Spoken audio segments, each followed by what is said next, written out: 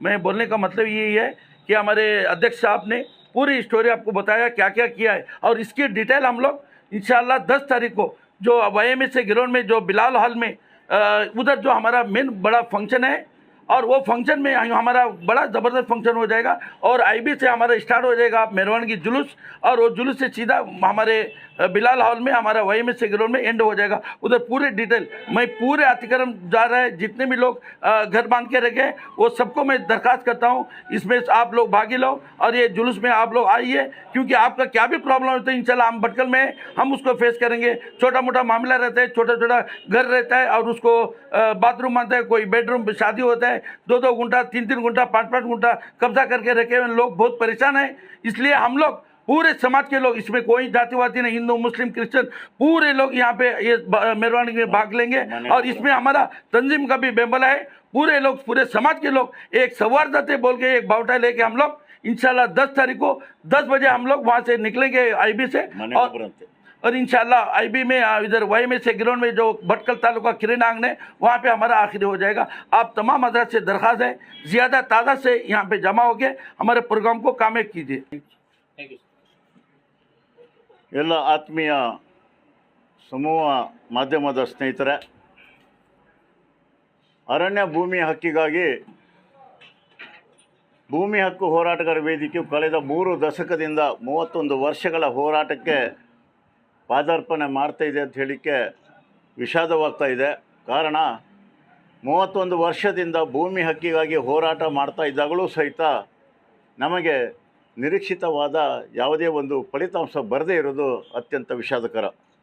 ಇವತ್ತು ಅರಣ್ಯ ಭೂಮಿ ಹಕ್ಕು ಹೋರಾಟವು ಸಾಂಘಿಕ ಒಗ್ಗಟ್ಟಿನ ಹೋರಾಟ ಒಂದು ಕಡೆ ಮಾಡ್ತಾ ಇದ್ದಾಗ, ಇನ್ನೊಂದು ಕಡೆಗೆ ಕಾನೂನಾತ್ಮಕ ಹೋರಾಟವನ್ನು ನಾವು ಸುಪ್ರೀಂ ಕೋರ್ಟಿನವರೆಗೂ ಸಹಿತ ಹೋರಾಟವನ್ನು ಮಾಡಿದ್ದೀವಿ ಅಂತ ಹೇಳಿಕ್ಕೆ ತುಂಬ ಸಂತೋಷವಾಗ್ತಾ ಇದೆ. ಅನೇಕ ಮೈಲುಗಳಲ್ಲಿ ನಮ್ಮ ಹೋರಾಟಕ್ಕೆ ಕೆಲವು ಹಂತದಲ್ಲಿ ಯಶಸ್ವಿ ಆಗಿದ್ದರೂ ಸಹಿತ ಭೂಮಿ ಹಕ್ಕನ್ನು ಕೊಡಲಿಕ್ಕೆ ಇವತ್ತು ನಮ್ಮ ಸಾಧ್ಯತೆ ಆಗಿಲ್ಲ. ಉತ್ತರ ಕನ್ನಡ ಜಿಲ್ಲೆಯಲ್ಲಿ 85,757 ಅರ್ಜಿಗಳಿದ್ದರೆ 74,220 ಅರ್ಜಿಗಳು ತಿರಸ್ಕಾರವಾಗಿದೆ. ಬಂದಿರುವಂಥ ಅರ್ಜಿಗಳಲ್ಲಿ 74.33% ಅರ್ಜಿಗಳು ರಿಜೆಕ್ಟ್ ಆಗಿದೆ. ಇಂಥ ಸಂದರ್ಭದಲ್ಲಿ ನಮ್ಮ ಜಿಲ್ಲೆಯಲ್ಲಿ ಸಿಕ್ಕಿರುವಂಥ ಅರಣ್ಯ ಭೂಮಿ ಹಕ್ಕು ಕೇವಲ 2,855 ಹುದ್ದೆ ಹಕ್ಕುಪತ್ರ ಮಾತ್ರ ಸಿಕ್ಕಿದೆ. ಇಂಥ ಹಂತದಲ್ಲಿ ಅವಲೋಕನ ಮಾಡಿದಂಥ ಸಂದರ್ಭದಲ್ಲಿ ನಾವು ಈಗಾಗಲೇ ಈ ಒಂದು ಅರಣ್ಯ ಭೂಮಿಗೆ ಸಂಬಂಧಪಟ್ಟಂತೆ ಒಂದು ಸ್ಮರಣ ಸಂಚಿಕೆಯನ್ನು ಸಹಿತ ಪ್ರಕಟಣೆ ಮಾಡಿದ್ದೇವೆ. ಈ ಹಿನ್ನೆಲೆಯಲ್ಲಿ ನಾವು ಒಂದು ಸಾಂಘಿಕವಾದ ಹೋರಾಟ ಜೊತೆಗೆ ಅರಣ್ಯವಾಸಿಗಳಲ್ಲಿ ಜಾಗೃತನೆ ಮೂಡಿಸಬೇಕು ಅಂತ ಉದ್ದೇಶದಿಂದ ಇವತ್ತು ನಾವು ಅರಣ್ಯವಾಸಿಗಳನ್ನು ಉಳಿಸಿ ಎಂಬ ಒಂದು ಜಾಥಾವನ್ನು ಪ್ರಾರಂಭ ಮಾಡಿದ್ದೇವೆ. ಇದು ಪ್ರಾರಂಭ ಹಂತದಲ್ಲಿ ಉತ್ತರ ಕನ್ನಡ ಜಿಲ್ಲೆಯಲ್ಲಿ ಸೀಮಿತವಾಗಿದ್ದು ಸಹಿತ ರಾಜ್ಯ ಹೋರಾಟ ಸಮಿತಿ ಅಧ್ಯಕ್ಷರು ನಾನು ಆಗಿರೋದರಿಂದ 16 ಜಿಲ್ಲೆಯಲ್ಲೂ ಸಹಿತ ಈ ಜಾಥಾ ಸಂಚರಿಸಲಿಕ್ಕೆ ನಾವು ಒಂದು ತೀರ್ಮಾನ ಮಾಡಿದ್ದೇವೆ.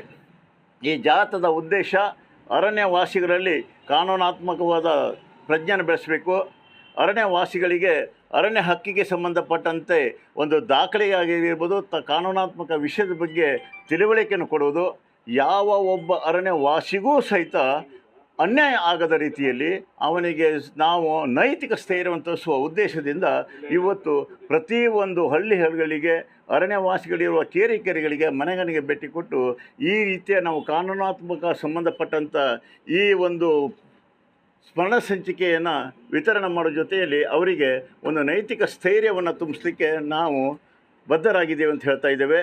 ಇವತ್ತು ನಾವು ಉದ್ದೇಶದಲ್ಲಿ 2 ಇದೆ ಪತ್ರಿಕಾಗೋಷ್ಠಿಯಲ್ಲಿ. ಒಂದನೇದು ಈ ಜಾಗೃತಿ ಅಭಿಯಾನಕ್ಕೆ ಸಂಬಂಧಪಟ್ಟಂತೆ ಇವತ್ತು ನಾವು 10ನೇ ತಾರೀಕಿಗೆ ಭಟ್ಕಳ ತಾಲೂಕದಲ್ಲಿ ಒಂದು ಅರಣ್ಯವಾಸಿಗಳನ್ನು ಉಳಿಸಿ ಎಂಬ ಜಾಥಾವನ್ನು ನಾವು ಪ್ರಾರಂಭ ಮಾಡ್ತಾಯಿದ್ದೇವೆ. ಪ್ರವಾಸ ಮಂದಿರದ ಗೇಟಿನಿಂದ ಪ್ರಮುಖ ಬೀದಿಯಲ್ಲೇ ಹೋಗಿ ಜಾಲಿಯ ಕ್ರಾಸ್ನಲ್ಲಿರುವಂಥ YMS ಸಭಾಂಗಣದಲ್ಲಿ ಈ ಸಭೆಯ ಕಾರ್ಯಕ್ರಮವನ್ನು ಸಂಘಟಿಸಲಿಕ್ಕೆ ನಾವು ಬದ್ಧರಾಗಿದ್ದೇವೆ ಅಂತ ಹೇಳ್ತೇವೆ. ಈ ಒಂದು ರ್ಯಾಲಿ ವಿಷಯವನ್ನು ನಂತರ ನಮ್ಮ ಇನಾಯತ್ ಸಾಬಂದಿಯವರ ವಿಷಯವನ್ನು ಪ್ರಸ್ತಾಪ ಮಾಡ್ತಾರೆ. ಇವತ್ತಿನ ಗೋಷ್ಠಿಯಲ್ಲಿ ಪ್ರಮುಖವಾಗಿರುವಂಥ ಇನ್ನೊಂದು ವಿಷಯ ಏನಂತ ಹೇಳಿದ್ರೆ, ಒಂದು ದಾಖಲೆಗಳನ್ನು ನಿಮ್ಮ ಮುಂದೆ ನಾನು ಕೊಟ್ಟಿದ್ದೇನೆ. ಒಂದು ದಾಖಲೆ, ಸರ್ಕಾರದ ಸುತ್ತೋಲೆಯ ನಡವಳಿಕೆ ದಾಖಲೆಗಳನ್ನು ತಮ್ಮ ಗಮನಕ್ಕೆ ತರ್ತಾ ಇದ್ದೇನೆ.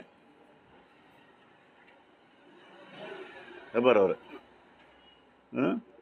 ಈ ದಾಖಲೆಯಲ್ಲಿ ಪ್ರಸ್ತಾಪವಾಗಿರೋ ವಿಷಯವನ್ನು ಮಂಡಿಸಲಿಕ್ಕೆ ನಾನು ಬಯಸ್ತಾ ಇದ್ದೇನೆ. ಕಾರಣ ಏನಂತ ಹೇಳಿದ್ರೆ, ನಾವು ನಿರಂತರವಾಗಿ ಹೋರಾಟದ ಪ್ರತಿಫಲವಾಗಿ ಸರ್ಕಾರ ಕೆಲವು ತೀರ್ಮಾನಗಳನ್ನು ತೆಗೆದುಕೊಂಡಿದೆ.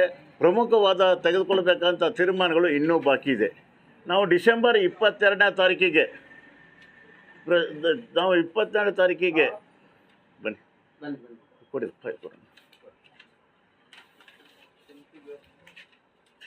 ಡಿಸೆಂಬರ್ 22ನೇ ತಾರೀಕಿಗೆ ಬೆಳಗಾವಿ ಚಲೋ ಅಧಿವೇಶನವನ್ನು ಮಾಡಿದ್ವಿ. ಬೆಳಗಾವಿ ಚಲೋ ಅಧಿವೇಶನ ಮಾಡಿದಂಥ ಸಂದರ್ಭದಲ್ಲಿ ಅಂದಿನ ನಮ್ಮ ಉಸ್ತುವಾರಿ ಸಚಿವರಾದ ಅರಬೇಲ್ ಶಿವರಾಮ್ ಅವರು ಒಂದು ತಿಂಗಳಲ್ಲಿ ತಾನು ಸರ್ಕಾರ ಮಟ್ಟದ ಸಭೆಗಳನ್ನು ಕರೆದು ಈ ಅರಣ್ಯವಾಸಿಗಳ ಸಮಸ್ಯೆಗಳನ್ನು ಬಗೆಹರಿಸುವ ದಿಶೆಯಲ್ಲಿ ನಾವು ಒಂದು ಉನ್ನತ ಮಟ್ಟದ ಸಭೆಯನ್ನು ಬೆಂಗಳೂರು ಕರೀತಿ ಅಂತ ಹೇಳಿದರು.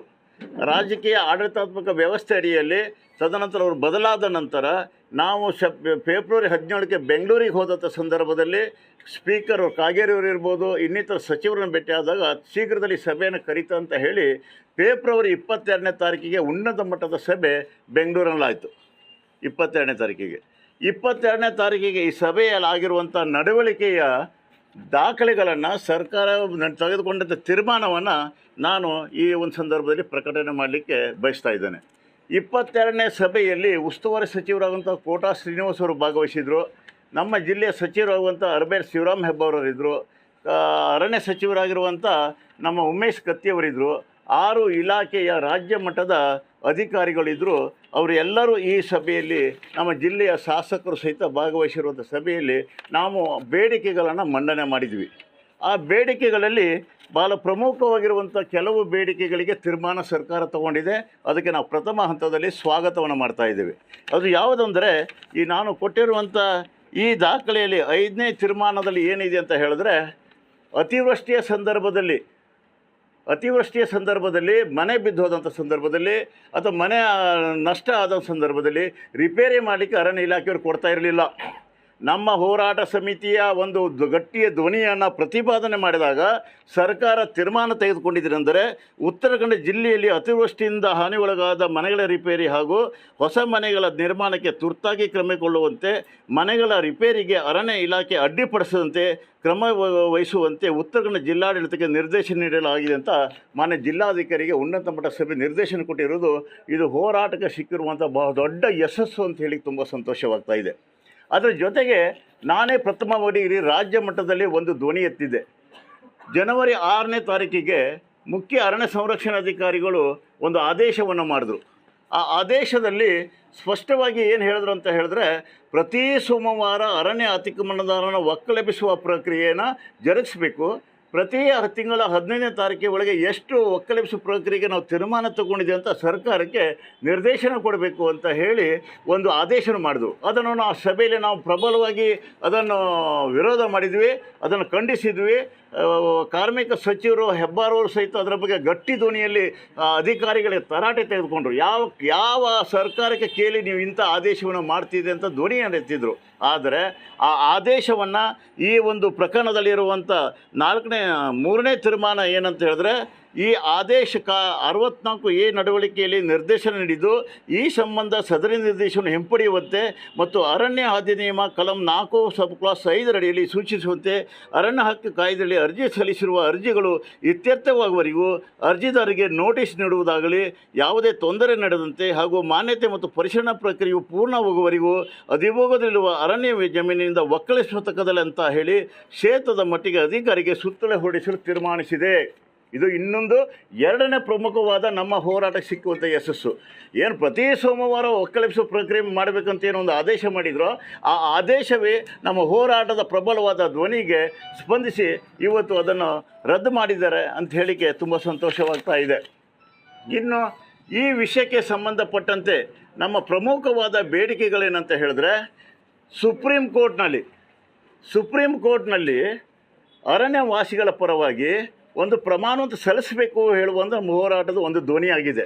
ಯಾಕಾಗಿ ಈ ಮಾತನ್ನು ಪ್ರಸ್ತಾಪ ಮಾಡ್ತಿದ್ದೇನೆ ಅಂತ ಹೇಳಿದ್ರೆ, ಮಾರ್ಚ್ 2019ಕ್ಕೆ ರಾಜ್ಯ ಸರ್ಕಾರ ಸುಪ್ರೀಂ ಕೋರ್ಟಿಗೆ ಒಂದು ಪ್ರಮಾಣ ಪತ್ರವನ್ನು ಸಲ್ಲಿಸಿದೆ. ಏನಂತ, ಯಾರ್ದು ಅರಣ್ಯ ಹಕ್ಕು ಕಾಯ್ದೆಯಲ್ಲಿ ಅರ್ಜಿಗಳು ತಿರಸ್ಕರವಾಗಿದೆಯೋ ತಿರಸ್ಕರವಾಗಿರುವಂಥ ಅತಿಕ್ರಮಣದಾರರು ಹಂತ ಹಂತವಾಗಿ ನಾವು ಹೊರಗೆ ಹಾಕ್ತೇವೆ ಅಂತ ಹೇಳಿ ರಾಜ್ಯ ಸರ್ಕಾರ ಅಫಿಡವಿಟಿನ ಮೂಲಕ ಸ್ಪಷ್ಟವಾಗಿ ಅದನ್ನು ತಿಳಿಸಿದೆ. ಹಾಗಾಗಿ ನಮ್ಮ ಬೇಡಿಕೆ, ಪ್ರಮುಖ ಬೇಡಿಕೆ ಏನಂದರೆ ಎರಡಿದೆ.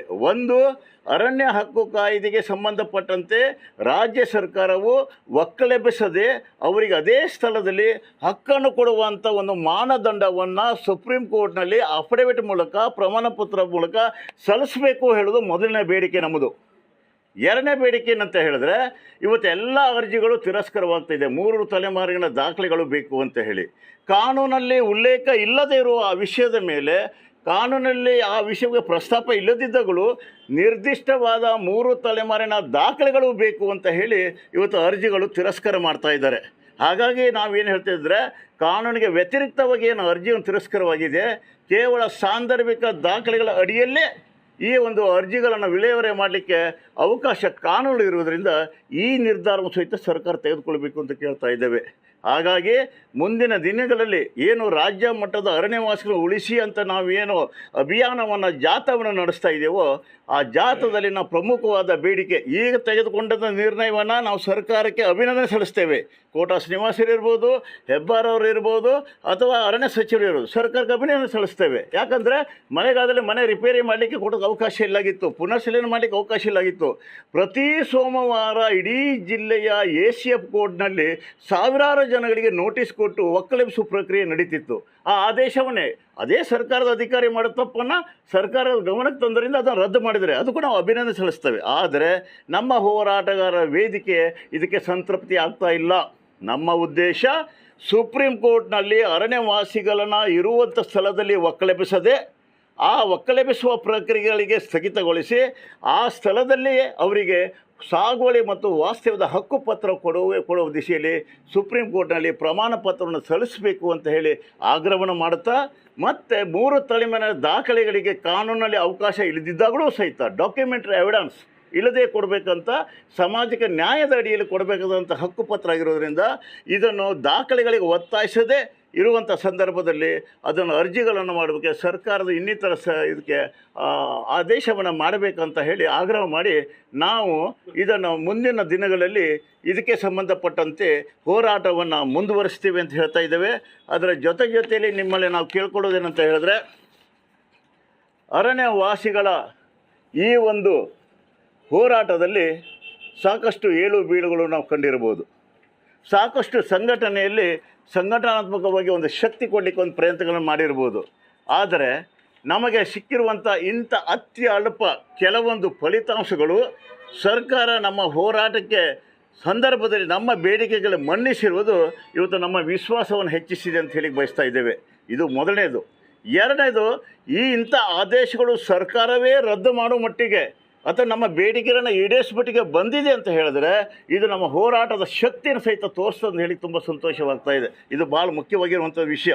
31 ವರ್ಷ ಒಂದು ಹೋರಾಟಕ್ಕೆ ವೇದಿಕೆಯಲ್ಲಿ ಯಾವುದೇ ಒಬ್ಬ ಅರಣ್ಯ ಅತಿಕ್ರಮಣದಿಂದ ಒಂದು ಪೈಸೆನೂ ಹಣ ಸಂಗ್ರಹಣೆ ಮಾಡದೆ, ಡೊನೇಷನ್ನ ಮಾಡದೆ, ಮೆಂಬರ್ಶಿಪ್ ಸದಸ್ಯತ್ವ ಶುಲ್ಕವೂ ಸಹಿತ ಉಚಿತವಾಗಿ ಮಾಡಿ ಒಂದು ಸಾಮಾಜಿಕ ನ್ಯಾಯ ಕೊಡುವಲ್ಲಿ ಮಾಡಿರುವಂಥ ಈ ಹೋರಾಟಕ್ಕೆ 30ನೇ ವರ್ಷದಲ್ಲಿ ತಾವೆಲ್ಲ ಭಾಗಿಗಳಾಗಿದ್ವಿ. ನಮ್ಮ ಈ ಹೋರಾಟಕ್ಕೆ ಸಂಬಂಧಪಟ್ಟಂಥ ಒಂದು ಸ್ಮರಣ ಸಂಚಿಕೆಯನ್ನು ಅತ್ಯಂತ ಪ್ರೀತಿ ಗೌರವಪೂರ್ವಕವಾಗಿ ನಿಮಗೆಲ್ಲ ಅರ್ಪಿಸುತ್ತಾ, ನಿಮ್ಮ ಸಹಕಾರವು ಇನ್ನು ಮುಂದಿನ ದಿನಗಳಲ್ಲಿ ಬೇಕು ಅಂತ ಹೇಳ್ಕೊಡುತ್ತಾ 10ನೇ ತಾರೀಕಿನ ಒಂದು ಕಾರ್ಯಕ್ರಮದ ಬಗ್ಗೆ ಸಂಕ್ಷಿಪ್ತವಾಗಿ ಇನಾಯತ್ ಅವರು ನಮ್ಮ ಅರಣ್ಯವಾಸಿನ ಉಳಿಸಿ ಹೇಳುವ ವಿಚಾರದ ಬಗ್ಗೆ ವಿವರಿಸಬೇಕಂತ ಕೇಳ್ಕೊತಿದ್ದಾನೆ. ಎಲ್ಲರಿಗೆ ನಮಸ್ಕಾರ. ಹೀಗೆ ನಮ್ಮ ಜಿಲ್ಲಾಧ್ಯಕ್ಷರು ರವೀಂದ್ರ ನಾಯಕರು ಎಲ್ಲ ಡೀಟೇಲ್ ಹೇಳಿದ್ದಾರೆ, ಮತ್ತು ಅದ್ರ ಬಗ್ಗೆ ಡಬಲ್ ನಾವು ಇದು ಮಾಡೋದಿಲ್ಲ. ಅದು ಎಲ್ಲ ತಾಲೂಕಿನಲ್ಲಿ ಅವರು ಮಾಡ್ತಾ ಬಂದಿದ್ದಾರೆ. ಈಗ ನಾವು ಭಟ್ಕಲ್ ಬಂದಿದ್ವಿ. ಭಟ್ಕಲ್ ತಾಲೂಕು ಅತಿಕ್ರಮಣ ಕಮಿಟಿ ಅವ್ರಿಗೆ ನಾವು ಸ್ವಾಗತ ಮಾಡಿದ್ವಿ. ಆದರೆ ಇಂಥ ಕೆಲಸ ಮಾಡಿದ್ವಿ, ಯಾರು ಮಾಡ್ತಾರೆ ಹೀಗೆ? ಬಟ್ ಈಗ ಭಟ್ಕಲ್ನಲ್ಲಿ ಅವರು ಹಿಂಗೆ ಬಂದು ಇವತ್ತು 4 ದಿವಸ ಭಟ್ಕಲ್ದೇನೋ ಒಂದು ಪ್ರವಾಸ ಮಾಡ್ತಾ ಉಂಟು. ನಾಳೆ ನಿನ್ನಗೆ 6ನೇ ತಾರೀಕಿಗೆ 7, 8, 9, 4ನೇ ತಾರೀಕು ಎಲ್ಲ 16 ಪಂಚಾಯತ್ನಲ್ಲಿ ತಿರುಗಾಡ್ತಾ ಉಂಟು ಅವರು.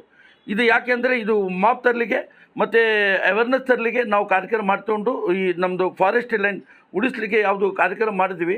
ಹಳ್ಳಿಗೆ ಮನೆ ಹೋಗಿ ಪಂಚಾಯತ್ ಗ್ರಾಮದಲ್ಲಿ ಮುಟ್ಟಿ 10 ತಾರೀಕಿಗೆ ಬರುತ್ತೆ ಒಂದು ರ್ಯಾಲಿ ಉಂಟು ನಮ್ಮದು.